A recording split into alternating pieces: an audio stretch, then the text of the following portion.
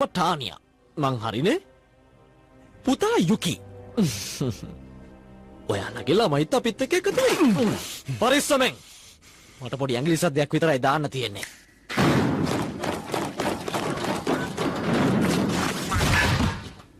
මගේ ඇඟිලි ඇවිත් ඔයාව අල්ල ගන්නවා කොහේ අල්ලගත්ත රහස් නියෝජිතයෝ අවුරුදු 12කට කලින් OSS ආයතනයේ පරීක්ෂණ කණ්ඩායමක ඒගොල්ලෝ හිටියා.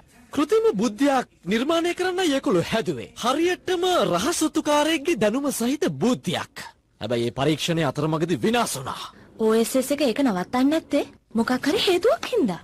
හේතු නම් අපි හැමෝටම තියෙනවනේ. මේ පරීක්ෂණ කණ්ඩායමේ තවත් කෙනෙක් හිටියා. ඒ කෙනාට ඕන නම් ආයෙක පටන් ගන්න පුළුවන්. එහෙම නේද? මොකද කියන්නේ?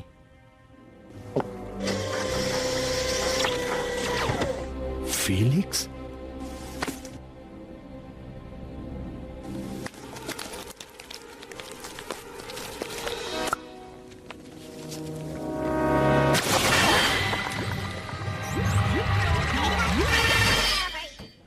මෙයානම් ගොඩක් ජනප්‍රිය වෙයි. අනිත් එක නිවාඩු කාලෙත් තලංගනේ. එයාට මම කවදාවත් මුකුත්ම හදලා දෙන්නේ නෑ. ස්තුතියි කතා කරන්න.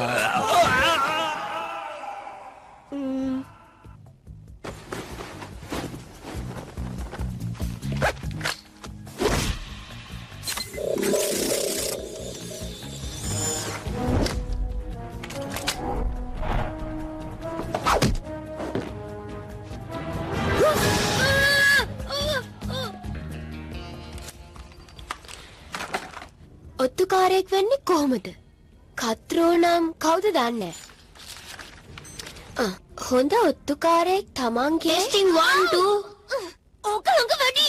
හොඳ ඔත්තුකාරයෙක් පාවිච්චි කරන්න තමන්ගේ ඔළුව. ඒක මේ පොතේ තියෙනවා. හරිම කැතයි. මොනවද පේන්නේ? ඔයාව. හරි විහිළුව. ඕක ඇස් දෙකට තව ලං කරගන්න. දැන් කොහොමද කියලා බලන්න. ඕ දැන් නම් ගොඩක් දේවල් පේනවා. ඔය පරිගණක දත්ත ගබඩාවකින් පෙන්වු කරන තොරතුරු වගේ. වෙඩින් ඇල්බම් එකක් නේද? අපේ අම්මගේ තාත්තගේ.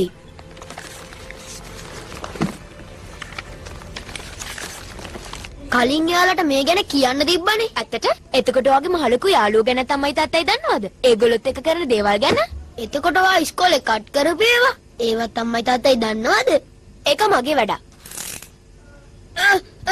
අක්කේ මං ගාව ඇතුළත් නෑ. මොකක් හරි ගහලා ගලව ගන්න.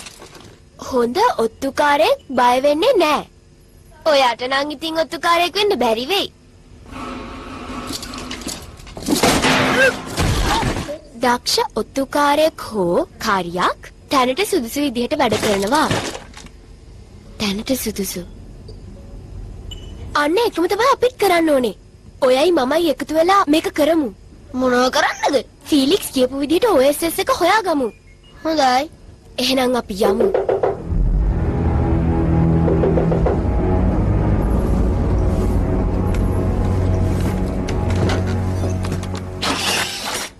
හායි මම රොසෑන් අපි ඔයාගේ තාත්තත් එක්ක වැඩ කරන්නේ. අපි?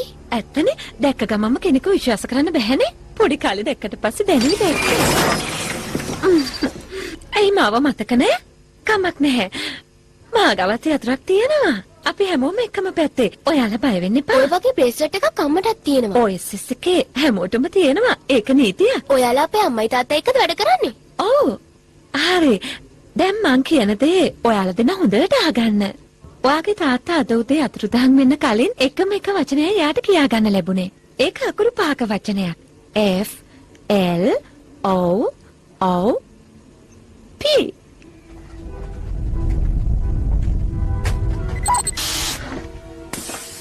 ඔයාලට වැරදිලා. ෆ්ලූප් කවදාවත් ඒ වගේ දෙයක් කරන කෙනෙක් නෙමෙයි. නෑ පුතේ, එයා ඔයා හිතන තරම් හොඳ කෙනෙක් නෙවෙයි. මේවා දැකලා තියෙනවද? ෆ්ලූප් ගාව ඉන්න කට්ටිය.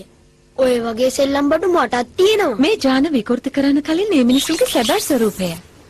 ඒ කියන්නේ මෙයාලා අල්ලගත්ත රහස් නියෝජිතයද? මෙයා හරි කපටි මොලකාරයෙක්. ඒ වගේම එයාලා තේරෙන්නේ නැති භාෂාවෙන් කියන සින්දු අහලා තියෙනවද ඔයගොල්ලෝ? ඒවා අනිත් පැත්තට අහලා බලන්න. ෆ්ලූක් කියන්නේ පිස්සෙක් අපේ බේර ගන්න. ෆ්ලූක් කියන්නේ පිස්සෙක් අපේ බේර එයාලා උදව් ඉල්ලනවා. අපේ අම්මටයි තාත්තටයි මෙහෙම කරයිද? අනිවාර්යයෙන්ම. හැබැයි ඉතින් ඔයාගේ තාත්තා හදපු දෙයක් එයාට ලැබුණොත් එහෙම වෙන්නේ නැහැ. ඒ වගේ දෙයක් ඔයාලට මතක නැද්ද? තුන්වෙනි මොලේ වෙන්නේදී. මොකද? ෆීලික්ස් අපිට පණිවිඩයක් කිව්වා OSS එකට ඉක්මනින් දැනුම් දෙන්න කියලා. දැන් කියන්න පුළුවන් නේ. මොකද්ද පණිවිඩේ? අපි ඇවිල්ලානේ ඉන්නේ. තුන්වෙනි මොලේ තියෙනවලු. ටානියා ඔයා දැන් ඉතින් කාන්තා ඔත්තුකාරයන්ගේ කණ්ඩායමට එකතු වුණා. මට